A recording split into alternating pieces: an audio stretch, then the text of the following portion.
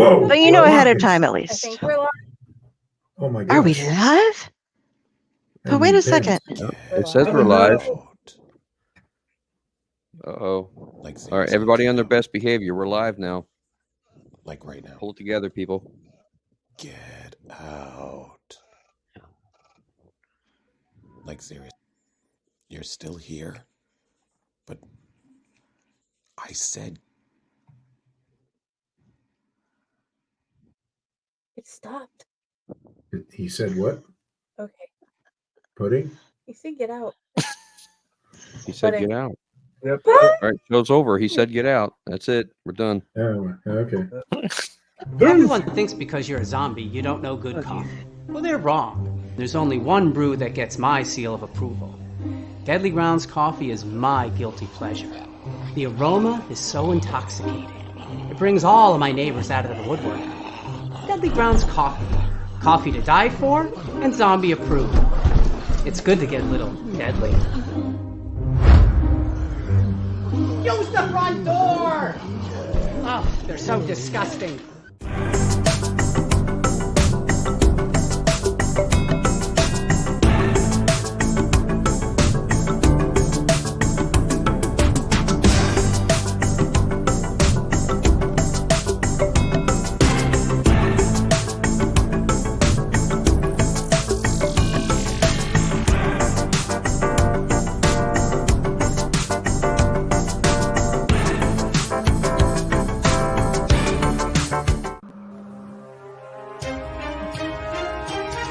The Dorkening and all affiliated shows are not intended for anyone under the age of 18.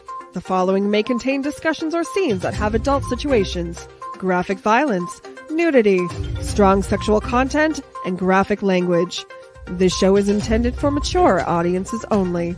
Viewer discretion is advised.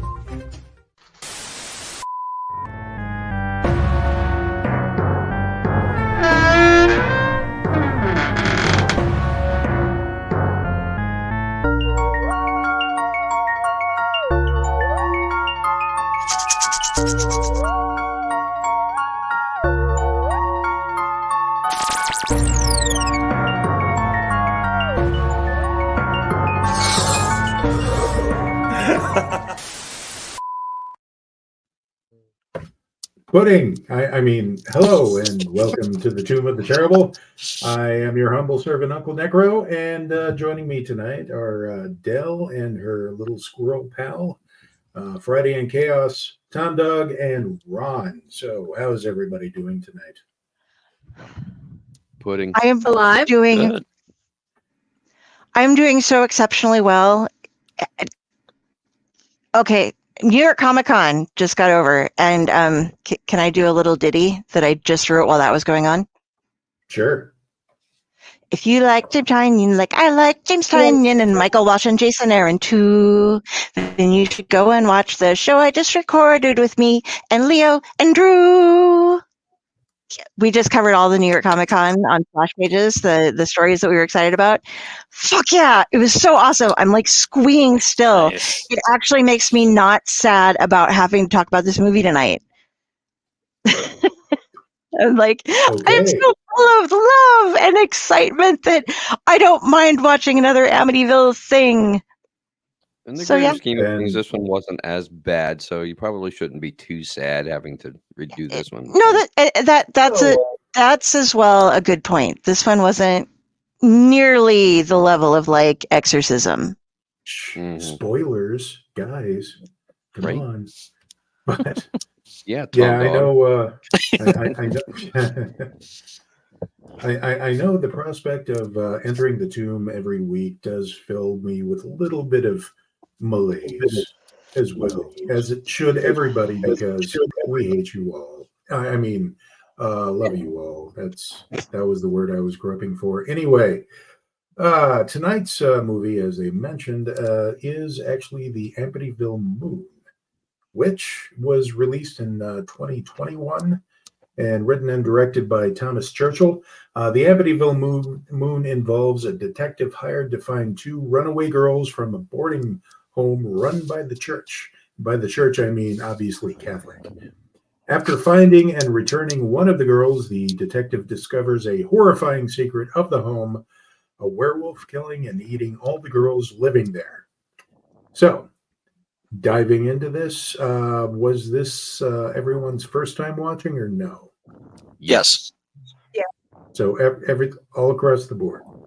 Okay. Mm-hmm. So we're going to go around and talk about our first impressions of the movie. Go ahead, Del. Let us know what you thought. Well, one exciting thing about this was that though it said it had Amityville in the title, and it was thus on our wheel as being one of the Amityville offshoots that I pulled off of IMDb, it isn't actually related at all to the Amityville horror. There is nothing except it takes place in the city of Amityville. This isn't something trying to actually steal the glory from the Amityville house. So that made it great already. Right. And I wasn't expecting much from it still, just because it was kind of I haven't heard of this one before, and it was no Howling, but it did the acting was not superb, but I was really impressed by what I saw and the amount of time and the effort that they put into certain parts of this. So that's I'll go into the likes and dislikes later, but yeah, I was impressed that this movie was made, and yeah, we'll give it that. Okay, all right. Friday, what was your first impressions on this? There was a few scenes that were like forced to make the plot move along that I was like, did we need to be that forceful? Other than that, my general impression was this is a lot better than the last couple we've watched, and it's not at all based on any of the other premises, and that gave it a better moving forward. Yeah, okay. My first impression was, oh, thank God. Okay. You? Chaos? My first impression was, yay, something different. Yeah, that after the last couple of weeks, I totally feel you. Tom Dog, what was your first impression of this movie? My first impression, I was surprised that it was actually a movie. I know that the last times I've been here, including the one that I picked, I kind of trashed them all for the most part. But this was kind of like a breath of fresh air. Nothing really negative to say about it. And we'll, of course, we'll get to that. I know, on the good and the bad and everything. But yeah, it was a breath of fresh air that I didn't have to go into my usual rant about what I didn't like about the film. So yeah, and so it was a disappointment, but still, it's a but none of that. I had a good time with the film.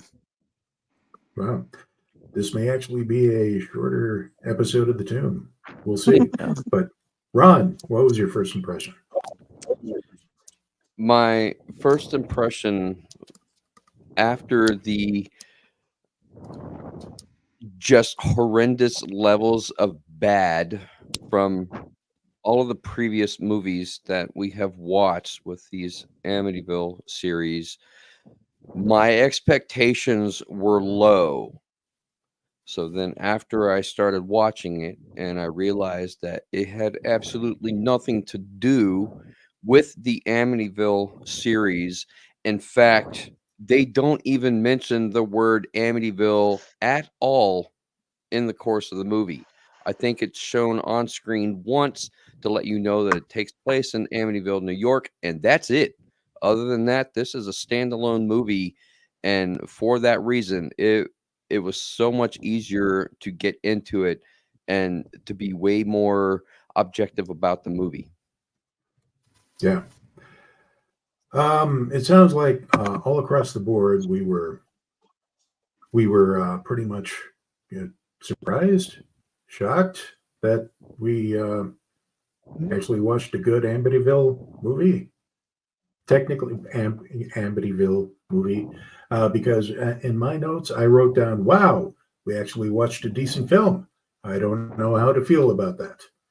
So, The Tomb of the Not So a little Terrible. bit of trivia here. Yeah. Wow, and I'm surprised this isn't going to implode in on itself here. So, a little bit of trivia. There wasn't a lot that I could find other than the director/writer Thomas J. Churchill has two other entries in the Amityville franchise. The Amityville Harvest from 2020, which apparently is like this one, only it deals with vampires, and the Amityville Uprising in 2022. So I don't know if that's on the wheel or not, but if it was anything like this one, I might actually check those two out, maybe extracurricular as an extra thing. I'm old and can't speak goodly. So we're going to move on and yeah, that one. We're going to move on and go through what we liked about the movie. So Del, why don't you lead us off there? Okay. What I liked about this movie that was like I said, it as we've all noticed, it wasn't actually part of the shitty Amityville offshoots that we've been watching forever this month or this season. It was a werewolf movie, and as I said before, it wasn't The Howling by any means, which I know is a weird one maybe to benchmark, but I think I use that as a. Would you guys agree that that's a pretty decent benchmark for werewolf movies, at least? I mean, an older one maybe, but Sounds fair. I don't know. Yeah, fair enough. Okay, so I mean, because we get into the more modern stuff, and what's her name in the sexy black suit and the vampires and everything. That's just over the top. But so they had some good costuming choices, I think, and the transformation was actually pretty decent. It was long. They were definitely using it for filler, but they didn't just have, look away. Oh, look, it's, a $10 Walmart costume. It wasn't the best werewolf outfit in the world when you see the whole thing, but the face was really nice. The transformation was somewhat decent. They had some references to Little Red Riding Hood in it and stuff, which was kind of cheesy. That's why come here, Little Red. And the building was a mess, but they tried to make a movie that had, it had a full plot. There was a reason why the werewolf existed. There was a reason why these halfway house girls were being given to the werewolf, and they actually had the subplots with like escaping and, oh, what were you doing behind your back? And, the girls had okay stories. The ones that they actually got into, but they tried to build some depth of character, and those were the things that I basically liked about it. So there you go. All right. Friday, what did you like about this movie? I didn't expect that something that would add stars to my my roster would be whether or not the movie I was watching had a plot until some of the ones we've done. It had a plot. It had subplot. It tried. It was actually better. Actually, and some of it's better than episodes of Paw Patrol. So yeah, my kid will kill me if he heard me say that. I enjoyed the fact that they did put it in like a halfway house, and every and tried to have that type of storyline mixed with werewolves. I hadn't exactly seen that part before. And they tried to make you wonder whether or not it was a different nun or priest that was the werewolf. They tried. So I really love that it was that, and it had nothing to do with any other Amityville movie we've watched. That's always a plus. So, Chaos, what did you like about this movie?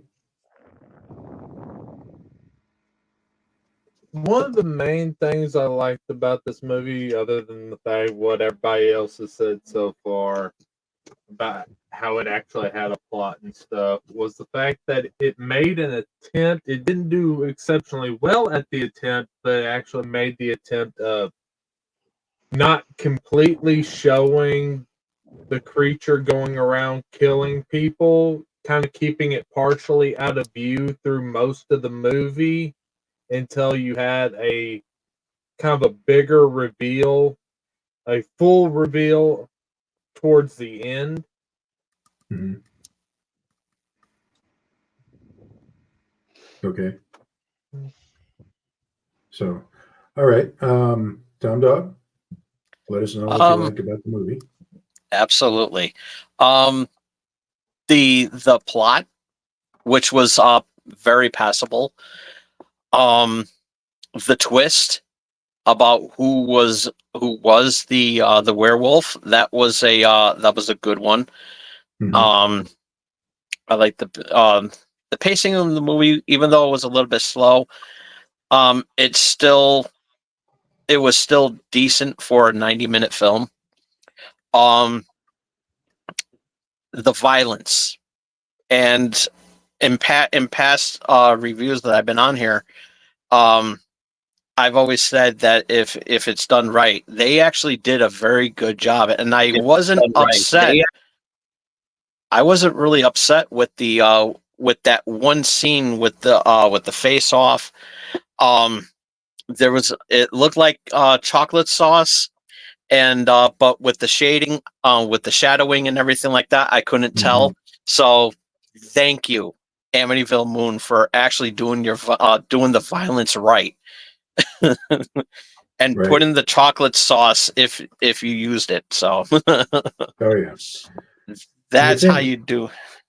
Now, do you think if they shot this entirely in black and white, that it would have been a lot more effective? Because I know in Psycho, the blood that was going down the drain after the famous shower scene, that was actually chocolate sauce itself.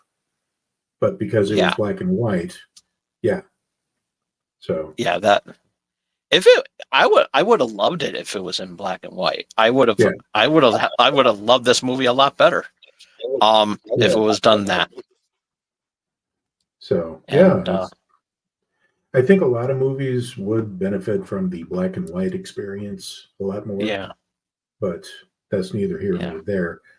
And then one more thing. It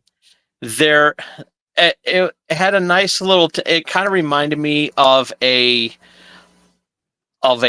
syndicated show, action series, like a spinoff to Renegade. That's how I looked at it. That never made air. Okay. And that. Well, that's a reference. Yes. There were no motorcycles in it, so I don't see it. No. Yeah. But there was a biker gang. It was a biker gang, just no motorcycles. Yes.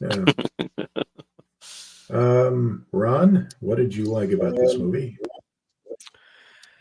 I like the fact that there was one single contiguous storyline that held through the entire movie, and all of the subplots were there because they actually supported the main storyline instead of going off on tangents with no real resolutions for those subplots. So this one held together fairly well. I thought because of that, it was fairly well written.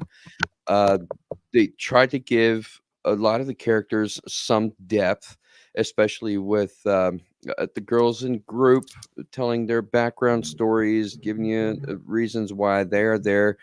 To me, in my mind, those felt like auditions for script readings. Like they would call a girl in and say, "Okay, read these lines. Do it in a dramatic way, and if it's good, then they call you back, and you get that spot." And I felt like that's what this group session was, where the girls were telling their background stories. It felt like script readings, and they were pretty decent. So I no major issues there at all. They kind of kept you guessing on who the werewolf was actually going to be, but you knew that the nun and Father Peter, they knew what was going on, and they were hiding something. They weren't telling anybody. So there was a little bit of tension built up there, which I liked that a lot too. And I thought that it was really interesting that the cop,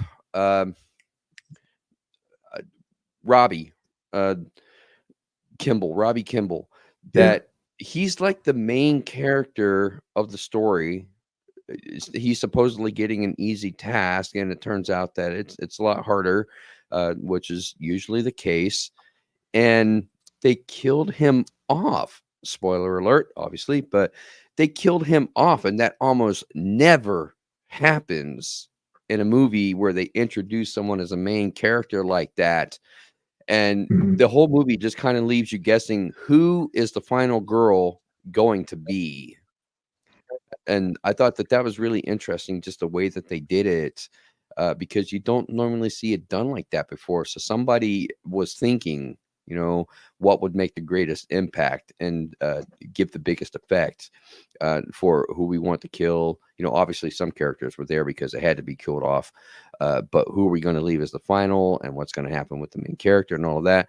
So yeah, in those regards, I think that this one actually held together pretty well as a nice solid story. And to me, that was like the most impressive aspect of it.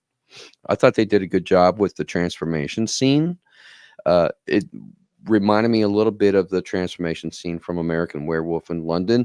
But if you notice in American Werewolf in London, they do a lot of close-up shots of the transformation, and then they back off. So you see the full body transformation as it's happening as well. This one didn't do the full body transformation as much, but you can tell that they spent a little bit of money on the budget for the actual transformation. And that was probably their biggest special effects that they had. And, for that, just because they actually put some time into the transformation scene, I think that really kind of upheld the story as well. So for me, I mean, that's a big bonus. That's a plus right there. Yeah. Well, as far as I'm concerned, basically, I do agree. The werewolf creature design is actually pretty good. It's clearly a person in the suit, but it's still visually effective and used to really good effect. Despite the slow burn style, the movie is paced well and keeps things at a nice trim 90 minutes, which I appreciated, especially since, Amityville Karen kind of ran a bit over. God, I hate that movie. Anyway, the twist behind the werewolf is actually rather interesting. And you gotta love a movie that really knows how to let loose and chew the scenery. And I'm talking about that group therapy scene when they get into the fight. I was like mentally putting in like, wow, cat fight noises over top, just kind of giggling to myself. So that brings us to what we didn't like about the movie. Del, welcome back, and why don't you head that off there? Sorry, I had that up when I was rebooting. I didn't like the way the girl ate popcorn during the fucking poker game, and I wanted to punch her in the face so bad. Yes. I was waiting for somebody to call her out, and nobody ever did. And I was just like, I mean, they're calling her, they're yelling at her for everything about her life except for how she eats popcorn. And I really, really, really she needed a throat punch or something. I don't know. I'm just saying. The ending was weird. How I mean, there were some really interesting moments. Like, okay, going back to a good moment, there was the like when the werewolf like claws the girl's face off, and she's like, you see it from her point. She's trying to keep her skin over her eyes so she can see, and then her face just falls off. But then there's other where it's just like whack, blood splatter, dead.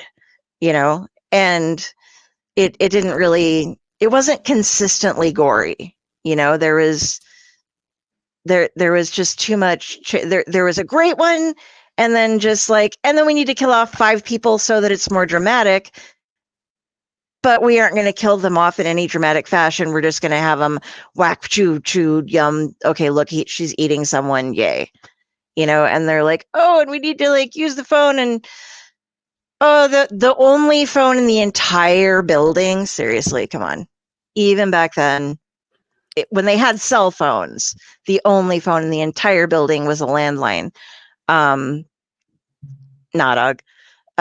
and so it just kind of ended really flat for me. It was just like, stop. Okay, we're done. We ran out of budget. We only have 10 seconds left. Oh, give her a hug. That'll make it better. Okay. That kind of threw me. I was expecting some kind of actual ending. We got the explanation, but I wanted an end that actually had some sort of oomph. Police are on their way. The girl's going to call her dad, who's a lawyer. Everybody's is he dead? Or are they not? I don't know. No, we're just going to sit there while the phone rings and give somebody a hug. So that kind of annoyed me. Okay. Was there anything else? I mean, there was actually quite a decent amount of it that it wasn't, like I say, it wasn't terrible. It was just kind of like, okay, we're just watching. I didn't really overly enjoy it, and I didn't really overly hate it. It was just kind of it was a werewolf movie. It hit all the right points. It just, the pacing maybe wasn't the best, and they should have stayed more consistent on the kill level. 1 or 2 off-screen kills, that's fine. But if you're going to give us a really good one at the beginning, give us a couple of more really good ones, because that was great, and you blew it in the first couple of minutes. Well, they pulled off a limb that was found later. Yeah, but they had all these great stalking things, and when she's waiting and hiding, and it's coming up to find her, and that was great, but they didn't keep up with that. They just had, they have the tension of okay, all the girls are hiding in different parts of this house, and the wolf is stalking, but you don't really see it you hear random screams here and there, but it wasn't following any one of the characters for a long enough period of time to keep the tension building to where oh, they finally see the wolf. No, it's just and this person's hiding, and this person's hiding, and this person's bleeding, and this person's going to get towels. So I wish they'd done better there. And this one's the redhead, but yeah. Anyway, all right. Friday, what didn't you like about the movie? The wolf did not act like a wolf. There was a whole lot of shoehorned, unearned plot points. They were forced in to make the plot work, but you didn't see how they would actually work with the plot. I agree with her. They did not do any consistent killing. They did not make it feel more like a werewolf movie should. She should have used her senses. They should have added a little bit more work to the girls' stories to make them a little bit more believable. The snarkiness was good, but also you didn't have the true bullshit you would have in that situation if you were coming off drugs or trying to get past other things. You didn't have the mental anguish you're supposed to have. I've been around this shit for way too long. they didn't have the proper earned points. So yeah, Yeah. I'm gonna stop there because I have a long list. But yeah, No, by all means, just let yourself go. Let yourself okay. Time for a Jenny Dude, rant. If you've been hooking and you've been on drugs, you have DTs when you come off drugs. You have mood swings. You have them feeling things and seeing things. You have them snarking on each other. You have them trying to seduce the guys just because they think they can. You have all sorts of different sorts of different things that women would do in those situations because they grew up in this being competitive and traumatized. So you would see it in their behavior. Werewolves, okay?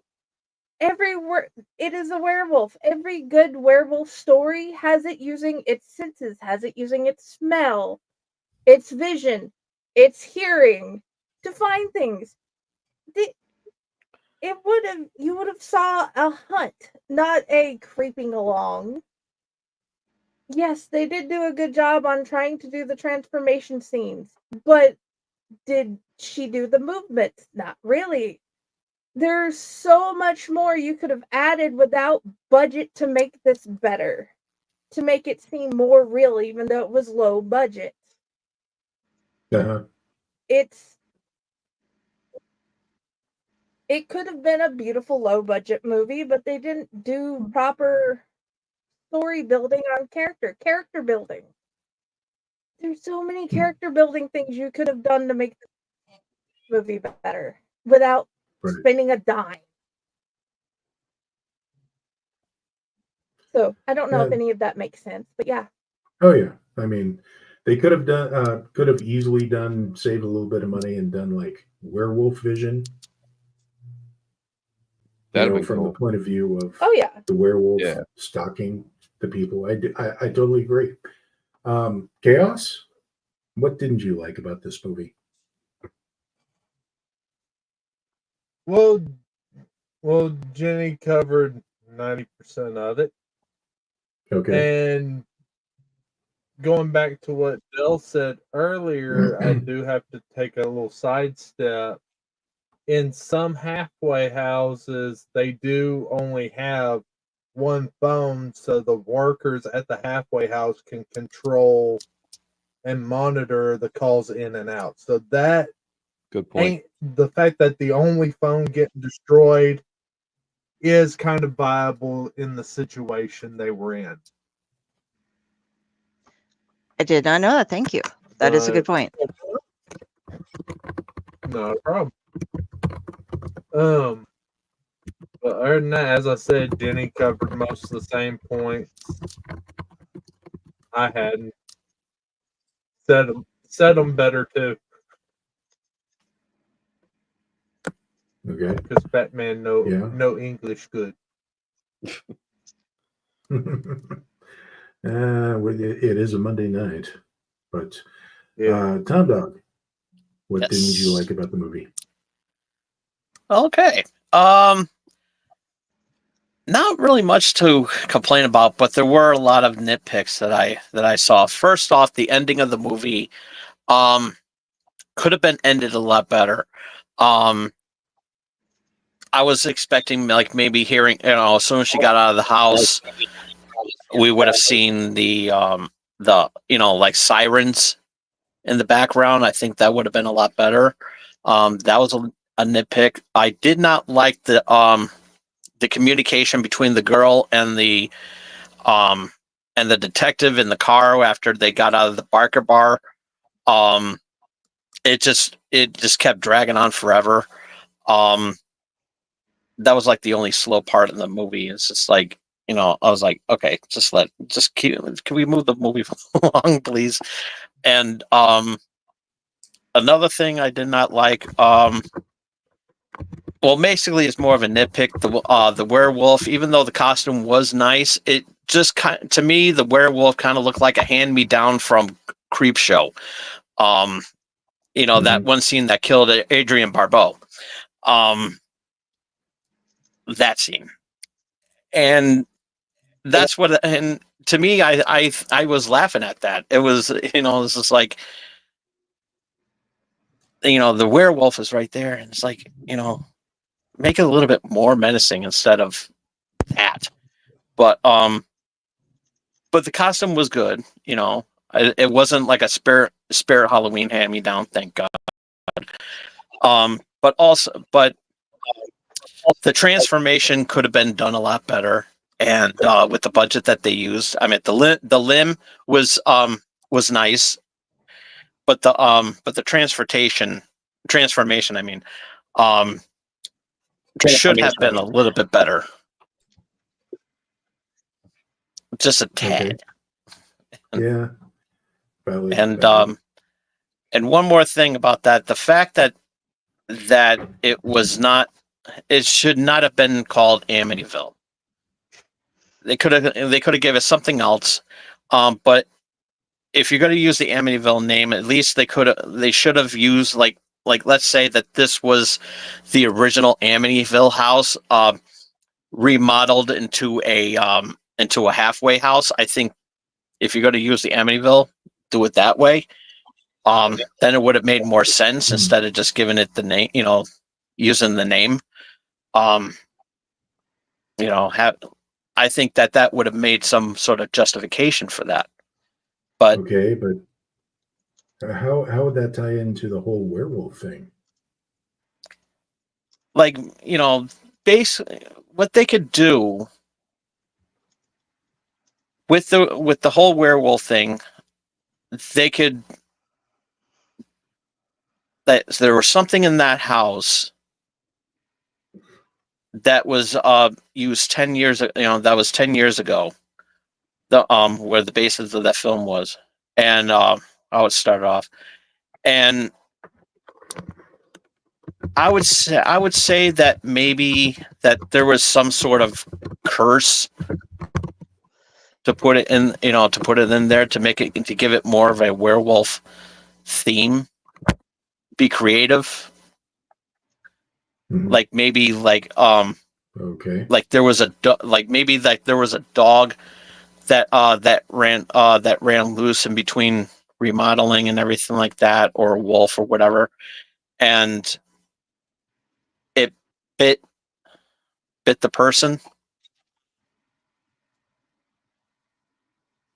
that would need to be worked on, I think, Yeah, to be plausible. But yeah, it's too much cut and tape. yeah. Or cut and paste rather. So, Del, you had a mention. Yeah, you're talking about Amityville Harvest and Amityville Uprising that this director also did. Did either of those actually tie into the Amityville house, or were they all just set in the city of Amityville or the town? I don't know. Okay. I was just looking at the director's list of movies. Because going with what Tom Dog was saying, I think it might have been like this one is one of the magic films that found itself on our list that has to do with it being set in Amityville, but maybe didn't actually try to cash in on the Amityville horror. It just, because the whatever reform place was set in the town of Amityville, they weren't so much trying to, they just used it as where it was at. It could have been the Springfield moon, you know, or wherever else you wanted to grab it. But it is like, it's one of those things where like, you probably could have picked a better town name if you weren't trying to drop it. Like if you're a horror movie director and you're making 3 films, you should know that using Amityville is going to give some sort of expectation to people that they're expecting there to be some tie-in to the house. But yeah, I'm not sure if they were just sadly confused or were trying to get views just because they mentioned it and then not utilizing any of the proper lore at all. You know, something that popped in my mind just now as you were discussing this, what I'd love to see, if they haven't made it already, is like a movie, an Amityville movie that's based on like, oh, this is an ice cream scoop that came from the Amityville house, boogie boogie boogie, and then have it set at a Baskin Robbins or something. Are I we gonna don't get know. Clint Howard in that one? Yes. Oh, please, Yes. yes. Yes. Yeah. The movie writes itself. For all you directors watching this, and I know you do. So Do it. Do it. Catch him, kill him, catch him, kill him, catch him, do it kill him, catch him, now. kill him. Pudding. Anyway, Ron, what didn't you like about this movie? Well, Tom Dog actually stole my first comment about the name. Once I realized that this movie had absolutely nothing to do with the Amityville franchise, I actually did my own Google search to see if I could find out where this movie was filmed. Perhaps it may have been filmed on location in Amityville, New York. I thought that might be a good tie-in, because then if they call it Amityville Moon, that would make sense because it's filmed in Amityville, New York. It does say in the credits, special thanks to California and to the state of New York. So I think probably parts of it might have been filmed in New York and parts of it might have been filmed in California. But it's kind of hard to tell, because the entire movie, with few exceptions, is actually shot indoors. So you never really see much of the surrounding area outside of this halfway house. And any footage that they have of New York is just stock footage of the skyline. In fact, if you watch the entire movie, there is no shot of the moon at all. And that's really weird for a werewolf movie, to not have at least one shot of the passing moon overhead, which causes the transformation. The transformation just happens.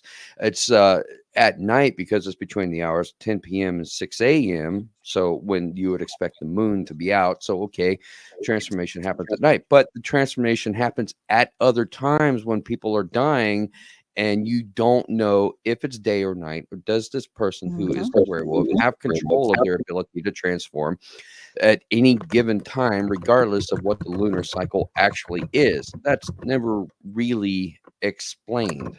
So to Tom Dog's point about the name, I'm actually okay with the name Amityville Moon if you do mention in the movie that, yes, this is supposed to be Amityville, New York. You could have put a line in the movie, and I would say from the internal affairs guy or the police chief or whatever the hell he is, Robbie's boss, to say, I need you to find these girls. We have enough to deal with around here, with people trying to go up to the Amityville house and do their paranormal investigations, and things are just crazy, even though it's all bullshit and none of that shit ever happened because it's just a movie. Then you would establish that, yes, this is Amityville, but no, we have nothing to do with the franchise.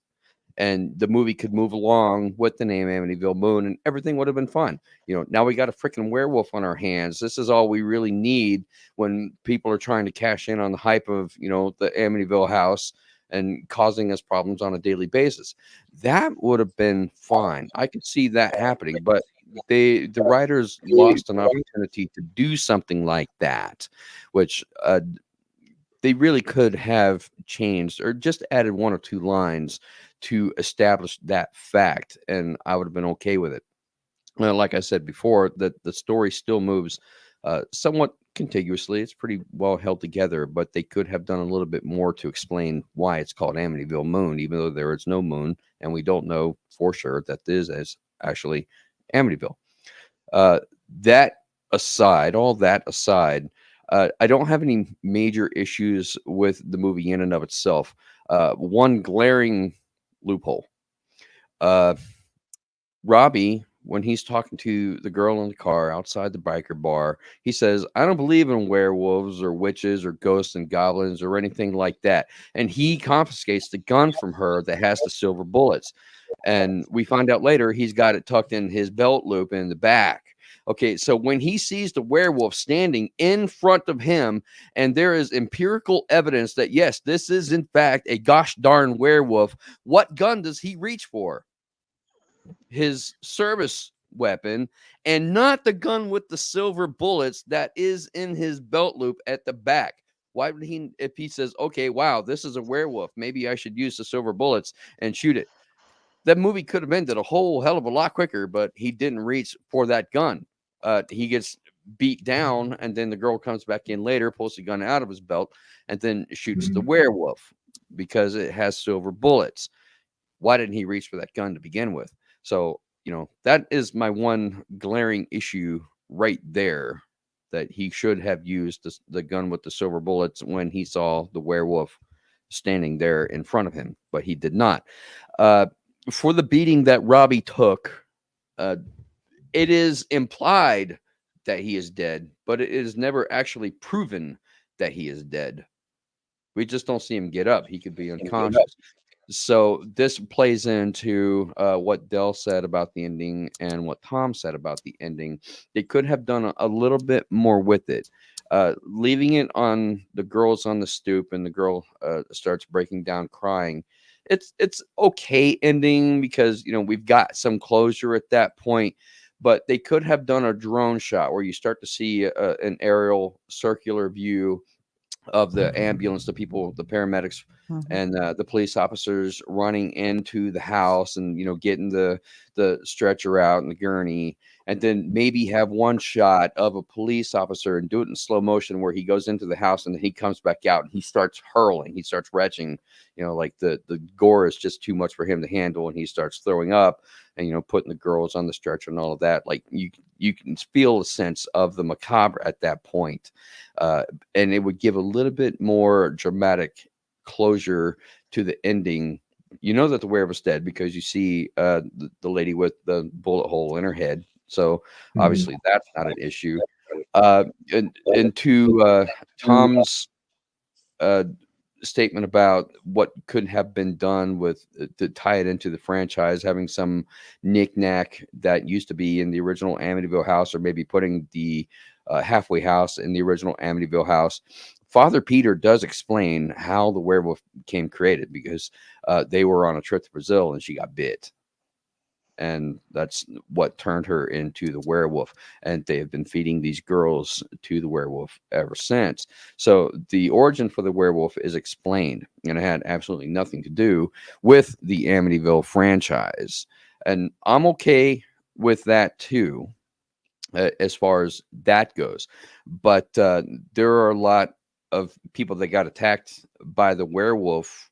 How come none of them lived, and maybe you find out that one of them survived and they end up becoming the next werewolf in the chain because they were bitten? Maybe have one girl that's escaping from the house and you see her like holding her neck or something and she's all covered in blood and she's just escaping from the house, and then you might be able to have a shot of her under the moon and her eyes start to glow or something like that. And that could have been a dramatic ending as well, which would have led it open for a possible sequel, because the ending, it doesn't have great closure, but it has potential. So I think that with a little bit of reworking, this could have led to something, and maybe starting its own franchise, but they would have had to change the name so they would not conflict with Amityville franchise itself. So I'm kind of with Tom on that one, that I don't care for the name. It's a great name, it really is, Amityville Moon, but because it's not part of the franchise and they didn't set up that it's actually in Amityville, they really should have changed it to something else. And that was a lot. So okay. Very fair. Very fair. Yeah. I'm wondering though if they were kind of toying around with going with like Amityville Werewolf as the title, and thought that's just too on the nose or whatever. And I was also thinking, since while you were going through all that, they could have used the Moonlight Drive by the Doors as the ending credit music. But that would have cost money, I think. So So enough of that. But as far as what I didn't like about the movie, this is kind of a pet peeve for me for a lot of movies through the decades. And the girls in that home are clearly in their 30s that and trying to act like they were teenagers with a lot of their forced mannerisms, I think. But again, that's kind of a pet peeve. I understand why they didn't use actual teenagers, but yeah. Kimball, Dell, you look like you're about to say something about that. Yeah, actually, I don't believe it was actually supposed to be teenagers because they had girls that were legally dancing at clubs, and there really are. Based on my experiences with the people around here and the people I've had in my home, adult rehab is a very big thing. And it is people those ages who still act like they have kind of the teenage mannerisms that just never really grew up past, fuck you, bitch, I'm going to do this. And like, oh yeah, girl, check that booty and shit. That like, there are a lot of adults that fall into that I've met who are in those type of situations that's actually just how they are. It's a real thing. They, as Jenny pointed out, they generally have a bit more trauma if they're depending on how long they'd been there, if they're detoxing or whatnot. But there are a lot of adult women who that's where they're going to be, and that's how they do act. It's that's to me even more annoying than the fact that it would be easier if they had been teenagers and that was how they acted. But there are adults that really do behave like that, and I've met quite a few of them, and it's kind of sad. Yeah. One more point. Yeah. Father Michael. We have not mentioned him because he's such a complete extraneous character. Why was he even in the movie? He served absolutely no purpose whatsoever except for somebody to kill. 2 words, kill fodder.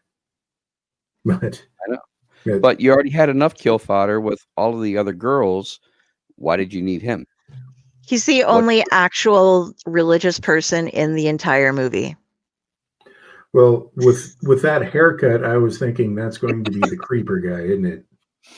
But it didn't turn out that way. They didn't really develop his character. He had barely no dialogue whatsoever. It was just, why was he even there? His haircut was his personality, I guess. Yeah. I do want to add something with that haircut. He kind of looked like a young Gary Oldman from The Fifth Element. I was thinking Steve Buscemi. Okay. Dead. But Dundalk, you had thought about the Southern girl. Yes, and it was one thing I forgot to mention in my dislikes. She was in the wrong movie. Mm-hmm. The Southern accent girl was in the wrong movie. She should have been the Amityville Karen. No. That. Yeah. I don't know, man, because the lady that played the Amityville Karen, she was very much a Karen. I did not like her at all. I fucking hated that bitch. I never finished watching the movie, and I probably will never finish watching that movie. It was that bad. But anyway, we're on a different movie now, so let's go with that. Yeah. Exactly. So, moving along here, the rest of my notes. But are we? We're not letting you. You just keep interrupting, James. Okay. UncleNecRo, sorry, you keep reminding us stuff, and we're all like, while you're saying this, we forgot. But now that you brought it up, I want to bitch about this too. Oh, sorry. Okay. All right, go ahead, James. I'm sorry. Go ahead. I slightly disagree with the previous statement. I think was it Detective Kimball? That was his rank, not just officer, but he makes for a bland police protagonist. He's not really achieving a true arc with the whole excessive force charge thing, simply not being more of a plot device to get him to investigate. They didn't really dive into that, or he didn't, talk a little bit about why he was not on the force for a while. that would have given him a little bit more of a character arc, I guess. But they kind of dropped the ball on that. I have down most of the cast are typed up in stereo, being a little more than archetypes, existing to be murdered as the movie goes on. The movie struggled to establish who the female lead was. It was either Alyssa or Mandy, the redheaded one, with the final girl in the climax emerging more by default than anything. The spoilers, it was Alyssa, girl at the beginning. And surprisingly, the stupid girl who ran out of safety to go get towels to save the other injured girl didn't fucking die. Like, Yeah. I'm in a safe room. I'm going to run and be a hero. Usually that means you immediately die. And she didn't. And her dad's a lawyer. But That'll help. sorry, So- interrupted James again. Who's this James person you speak of? It's UncleNecRo. UncleNecRo, I am sorry. I am sorry, There is please. There is no James, only UncleNecRo. The Orkin Anyway. Man. The Orkin Man? Necro spelled backwards. Ooh. Okay. Anyway, pudding. So, okay, and the last thing I wanted to point out, the bar scene, the bar fight sequence was unintentionally hilarious. That needed some yakety sax thrown in just to, at least make it entertaining. Otherwise, it was just boom, boom, boom. Who's next? I'm going to take, okay. Those were possibly the most milquetoast bikers one could come across. I mean, but anyway, we're going to take some time now to pay some bills, and when we come back, we'll go ahead and give our recommendations and ratings. And well, there weren't really any 5-star reviews on Amazon Beyond. It was good. I liked it, which doesn't make it for, Anyway, let's go ahead and, like I said, pay some bills. We'll be right back. So roll the thing. Jenny, can you be producer lady? Because Dell sucks tonight. She can't push buttons, they don't work.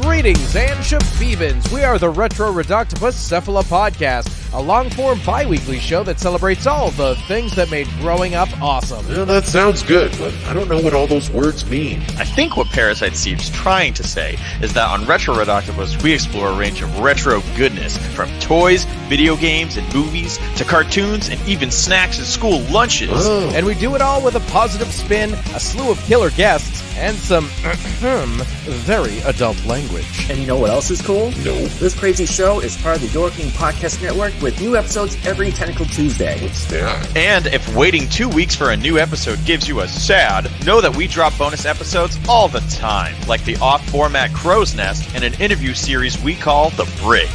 You can listen to Retro Redoctopus on Apple Podcasts, Spotify, Stitcher, or any app that's cool enough to carry the only show that celebrates all the things that make growing up awesome.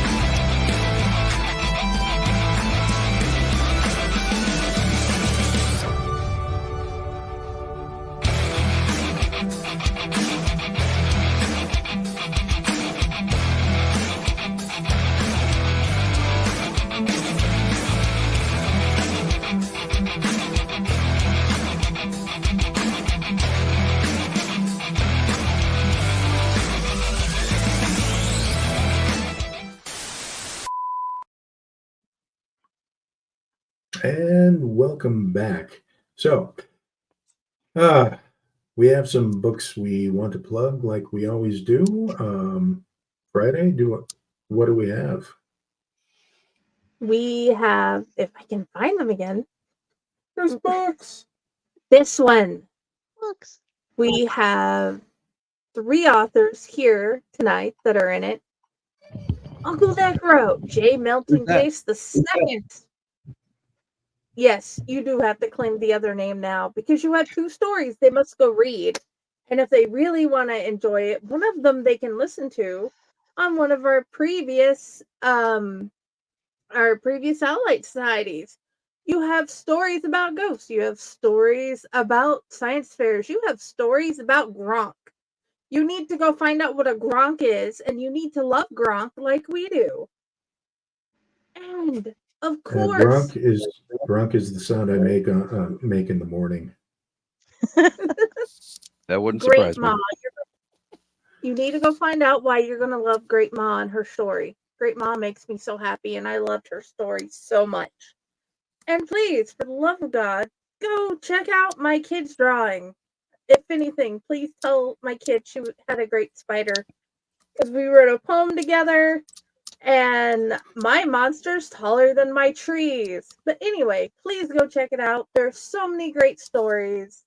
Because we've got Raz T Slasher, Ray Owls, he's the teacher. Go support the teachers. And you have Serena Musgraves and others. And of course, we have the Allied Menagerie. We have a story that never ends. It keeps going on, my friend. But it's and yeah, Raz's story. There are stories about angels. There's stories about owls and mice that witness things that they never expected. And they see things they probably never expected too. And there's a ghost story. And there's a story about something that's inside of a car. And so many other things. Please go check it out. All proceeds for the first year goes to pro literacy. Every adult has a right to literacy. Yes, please read our book so others can learn to read, or just go make a donation. We'd be happy if you made a donation too, but we also want you to see all these amazing stories. Absolutely. You are literate. Some fantastic reading choices there. As opposed to the anti-literacy one we tried to go with originally, they take a person and smack him on the back of the head with a frying pan. But we decided that would be not good for our image. So that was why Harry Potter was only good at one spell. Because Aunt Petunia just got him. I'm thinking that everybody that buys the books and the proceeds go to pro literacy, we could consider them members of the proletariat. Proletariat? I've never heard of that. That was word one. Before. One. We are counting. You got one more. Anyway, we're finally at the ratings and recommendations portion of our show, people. So, Del, what would you rate this movie, and would you recommend it? Based on the hell that this season has been, that I totally own putting us through this. This Mhm. is all me that's making us have to fucking deal with this. This one has jumped up. I'm giving it a fucking. Oh God, I'm gonna go high here. I'm gonna go back to it. I'm gonna go 6.5. I'm gonna put it between, because I actually didn't feel horrible when I finished watching this. I mean, it wasn't like the best spent time in the world, but I didn't feel like I wanted it all back. I was better with this movie than a lot of other things that I have made us watch. So I'm giving it a 6. As far as recommendations go, this actually wouldn't go to people who like just trashy cheese horror. This would be to people who are into werewolf movies and stuff. I would maybe suggest this as a not so great, but if you have nothing better to do, if you can find it, because it is also a difficult movie to find. So I wouldn't suggest spending your money on it. But if it's there and you have the ability to watch it and you have nothing better going on, go for it. Okay. Friday, what would you rate this, and would you recommend it?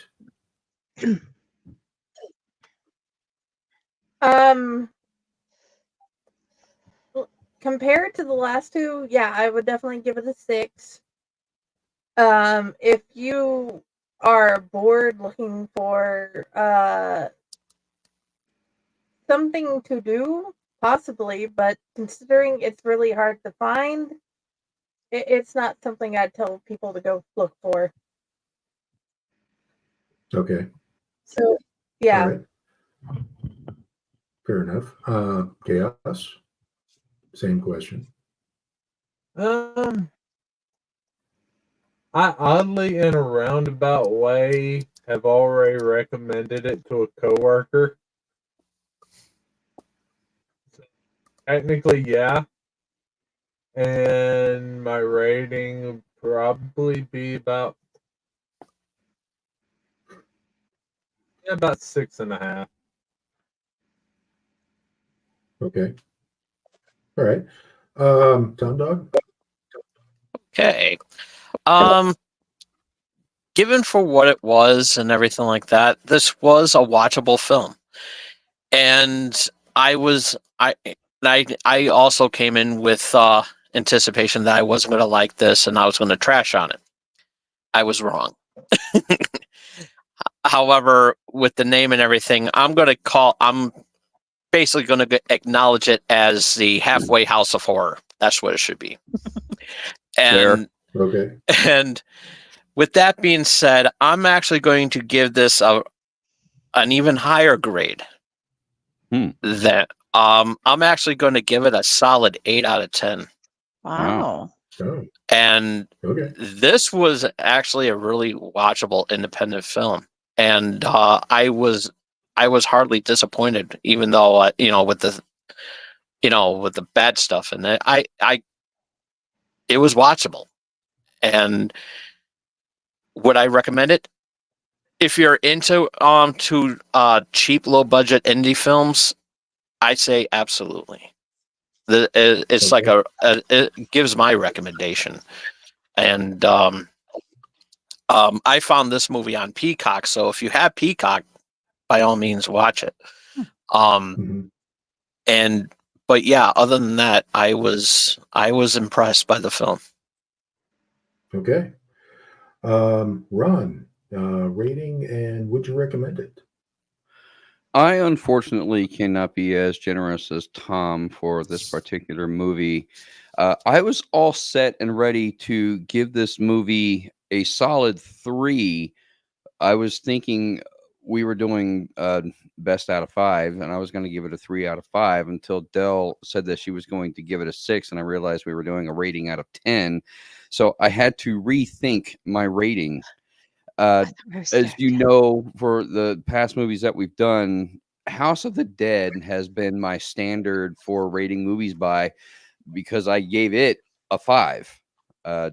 This movie, However, I did not dislike. I was actually pleasantly surprised that it was as good as it was.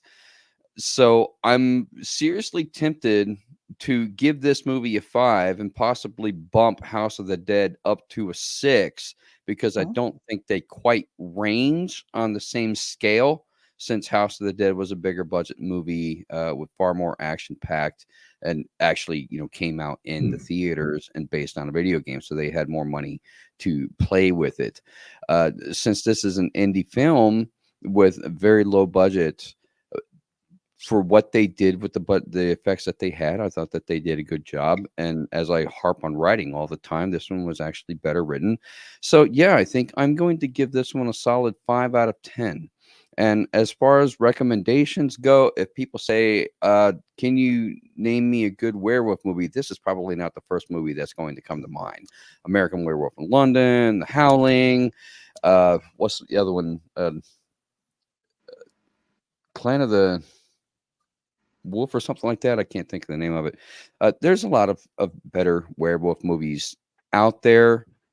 But if me and a friend were scrolling through things trying to find something to watch, and we saw this one in the list and read the description of it and said, you want to give that one a try? Okay, yeah, sure, I'm game. That's probably how I would end up recommending it. Like, yeah, I've seen that. It's not bad. It's all right. But if you want to watch it, we can watch it. That's probably how I would recommend it. Yeah. So Ron, you've been a resident of the Tomb for a while, and we've always done 10-star reviews. Was the is the current haunting season been that kind of stressful? You forgot? James, to be honest with you, I think it's the fact that we've had such shitty movies lately that I've been giving 1 and 2s that I was like, I'm going to be generous and give this one a 3 because it's been better than all the other movies that we watched. I just completely lost the fact that we're actually doing them out of 10. Fair enough. Yeah. Okay. So, well, we did do that 5 rating for the first season. Well, a couple of times, yeah, but we've since then evolved. So, as far as I go, I'm giving it a 7. I'm just going off of it as a movie in and of itself. As an Amityville tie-in, it's not. It barely is. But as an independent werewolf movie, this one is actually pretty decent. Despite its flaws. I do agree with Ron, though. If you really want a really good werewolf movie, there are others, like An American Werewolf in London, the Ginger Snap trilogy, Dog Soldiers. Look up one of those. But if your tastes veer toward the low budget type, as Tom Dog mentioned, yes, I would certainly recommend this. Now, as I mentioned, as far as 5-star reviews go, I usually look them up on Amazon and see exactly what the unwashed masses would have said about a movie like this. But there was only a couple, and they both were like, it was good, I liked it, and that's just not entertaining enough. But Dell has a review from our honorary Tomb member, Sam, who was here last week. And we're going to have her read his review of this. So whenever you're ready. Sam Panicos from B&S About Movies. He is listed in our credits now because he's been joining us. Unfortunately, the initial part of the review is written to the tune of The Ghost of Tom Joad by Bruce Springsteen. And though I do enjoy The Boss, I do not know this particular song. This is a cold read, by the way. I just saw it at the beginning. Man walking through the Walmart store has so many DVDs, needs so many more. Looking at covers to see what catches the eye. What Amityville is this? 75? Is that a werewolf I spy on the case? What's next? Amityville in space? My wife sleeps as I watch all this mess.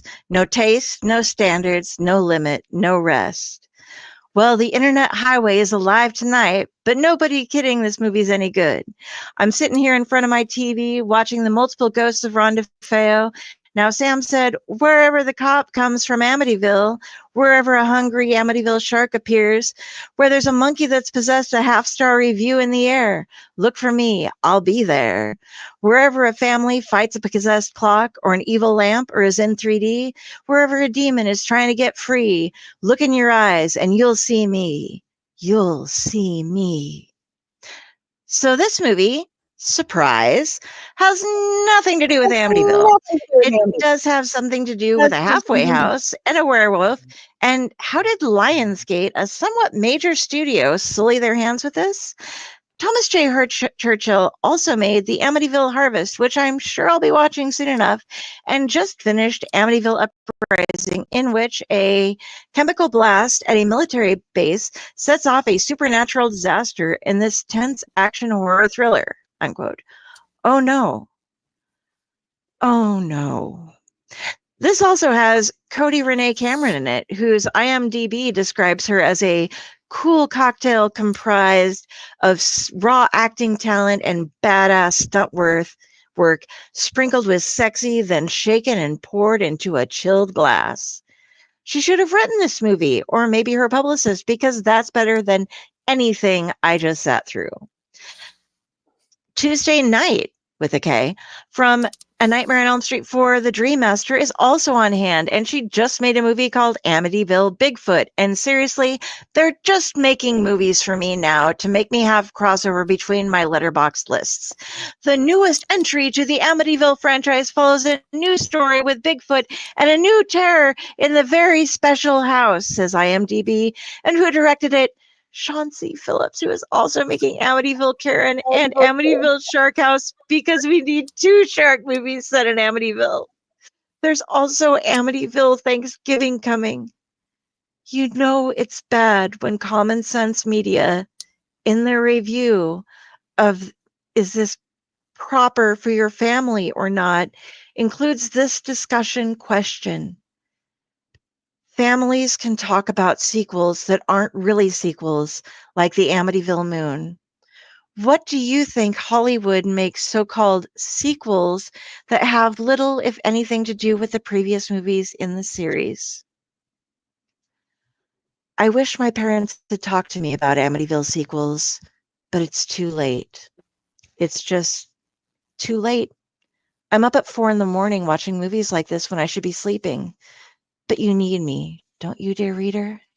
If anything, I'm protecting you from 112 Ocean Avenue. The end. That was our dear missing Sean Panico's review. I hope I did him justice. I quite enjoyed it. Well, that made my nipples hard. So I wish I knew the song so I could have sang it, because that would have made it flow better. But you know, I didn't really have time. I wish we could have set up that with a nice introduction. And now for a dramatic reading from Delphine. That's what I tend to do when I give reviews. Have that jazzy boom boom boom boom boom boom boom boom boom. Yeah, music in the background. So, guys, I have to let everybody know that currently my computer is. I have no idea what happened, but between last night and today, my computer kind of quit almost working. It's running so slow. I have not been able to see any of the things that we've shown up as videos. The entire 3-minute intro was nothing for me. I saw like one clip. I can't hear when we push videos. I can't see when we put stuff up. I can't do anything. And I am the one who is in charge of the Wheel of the Terrible. And unfortunately, I can't make it appear on my screen, even to the point where I could send it to one of these guys to actually spin. It will not load. This is what's going on with my computer. I need to go fix it. I think I screwed up a setting in something when I was playing with it last night. So we are unable to do the Wheel of the Terrible to tell you what awful Amityville Horrible we will be watching next week. That is entirely my fault, and I am so sorry. But once I get my computer working again, I will definitely get it up, and we will post an announcement, and we will let you know what's going on for next week. It's not the first time we've done that, so yeah, all on me on this one. I have no idea what I did, but I can barely see anything happening in this broadcast, so no worries. It's just frozen people. If I was completely angry at you, I would have made you watch Manos: The Hands of Fate again. So, no. We timed that pretty well, didn't we? More booze. Or you could have me do Manos in the Hands of Fate in the voice of Nick Cage. Fuck you, Tom. Fuck you up. Oh, dude. So hard. I'm going to go with Negatory Ghost Rider. How about that? How about no?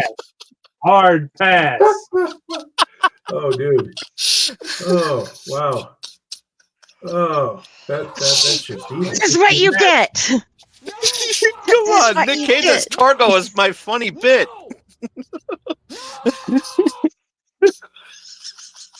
Do you see, Larry? Do you see? Oh, wow.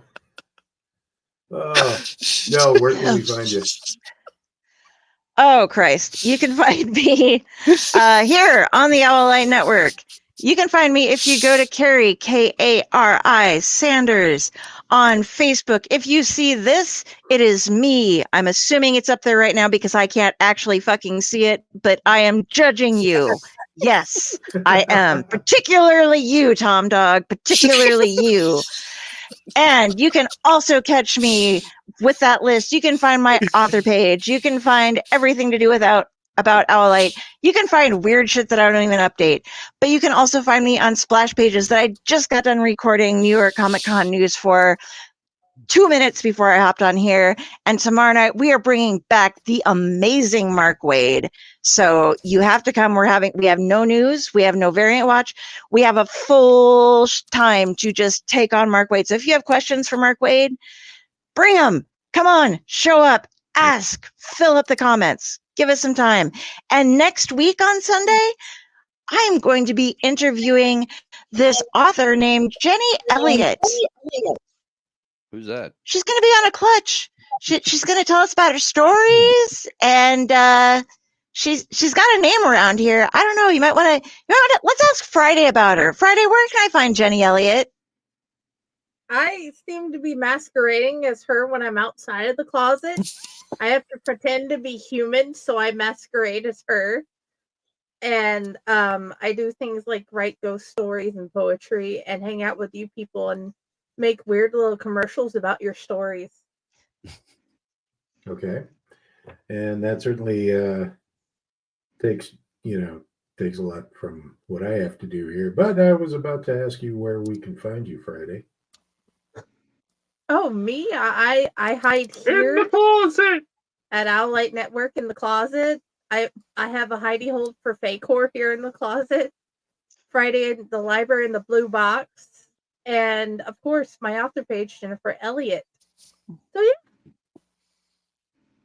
Okay. Chaos, where can we find you? Hidden in the steamer truck with all the good puppets. What? I actually do have a steamer truck full of puppets in storage. So yeah. Wow. Nice. There's a story behind And that. as you can see, my hand's not up as rear. Ooh, kinky. Not yet, but so Tom Dog, Sweetie, where can we find you? Well, after the show, you can find me 6 feet under after pissing off Dell.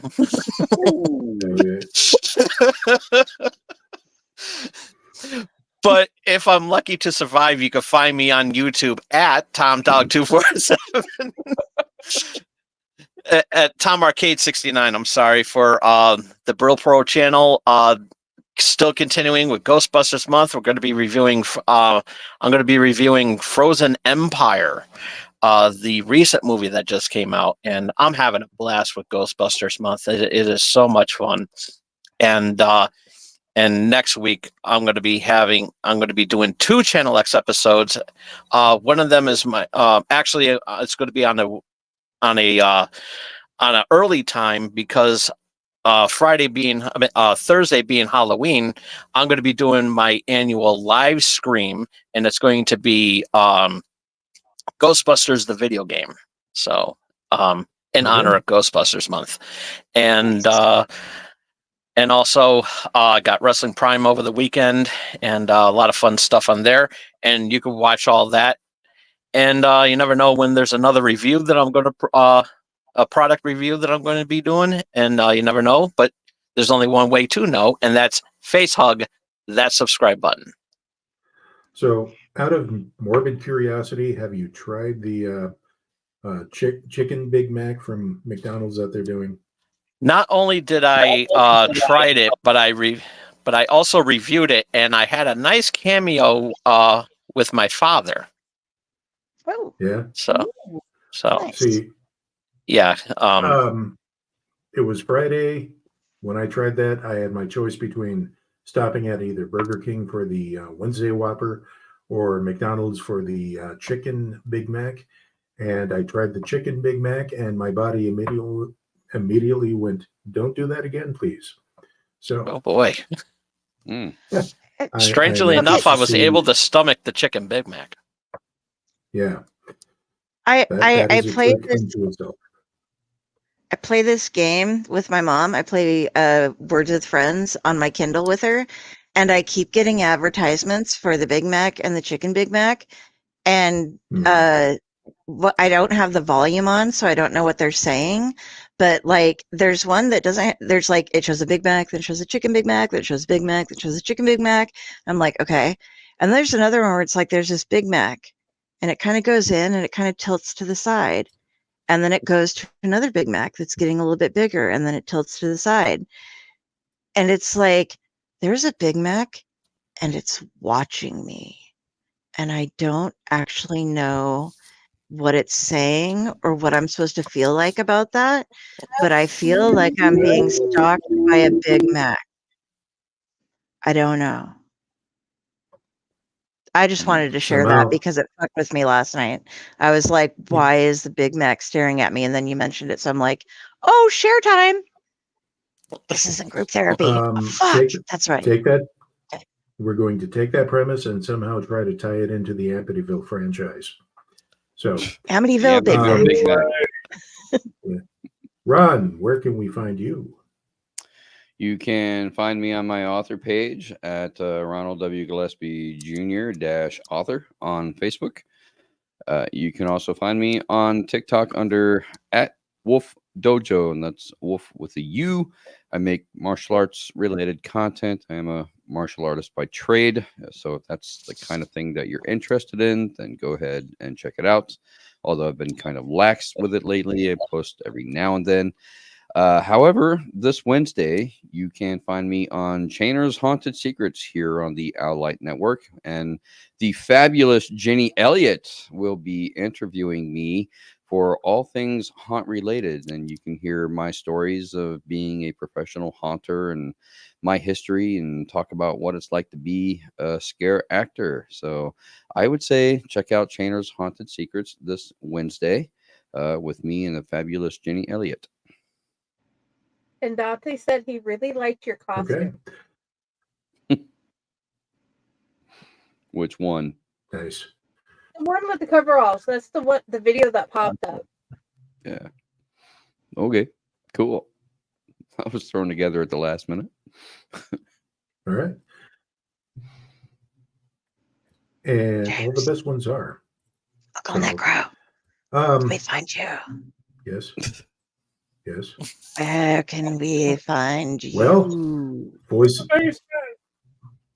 Oh, great. The voices are back. I am your humble servant, UncleNecRo. You can find me here at the Tomb every Monday, reviewing movies, bad, really bad, good, bad, ugly, whatever. You can also find me on Facebook. I'm sorry, I'm transfixed with Ron doing the fidgeting thing. All right, sorry. Wow. Anyway, but yeah, you can find me on Facebook. You can find me on Twitter, currently known as X, and Instagram. A couple of blogs. Yesterday, we Dell and I interviewed Clank and Pat from the Synth Pop Lullaby, and this was amazing because I got to interview somebody who was his music has been, I mentioned it as part of my own personal soundtrack since 1997, and I just wish all interactions with my favorite musicians were as awesome as that one was last night. Take a look at that. And that's pretty much Amityville. Clank used to mow the yard next to the Amityville house. Oh yeah, We found it out last night. We were talking. Oh yeah, we'll have to have them watch the interview for that. Oh yeah, and so until next time, we'll as we mentioned, we'll come back and make sure to let everybody know what we're going to torture you with next week. Until then, stay new to your friends and seek help. Can I play the book videos now? There is no help for us. You can push all the buttons. I can't do anything. It's all Jenny. Push him, catch him, kill him, push a button. I'm going to add 4 extra videos to the end because I can. Okay.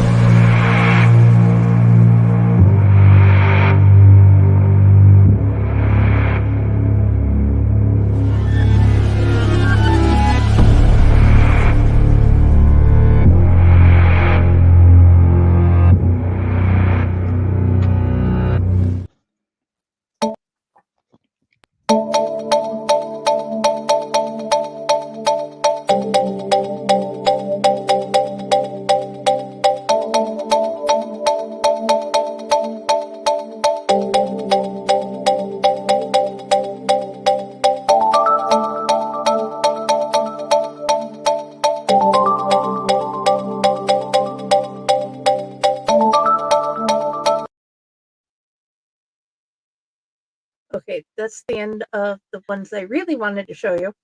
Anyway, here we go.